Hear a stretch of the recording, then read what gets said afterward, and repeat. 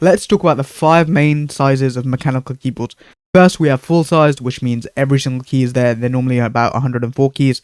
Then we have 10 keyless, which basically means no number pad.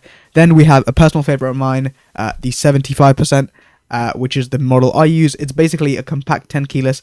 Then we have 65%, which is 60% but with arrow keys. Then we have 60%, which is the most common. It's just got the numbers and the letters and the spacebar and everything else. Then we have 40%, which takes away the numbers and some of the other keys, but those are the most common types. So let me know in the comments if you have any questions about keyboard sizes. I still can't believe you haven't already joined the Discord. The link's in my bio. Join whenever you want to. Anyway,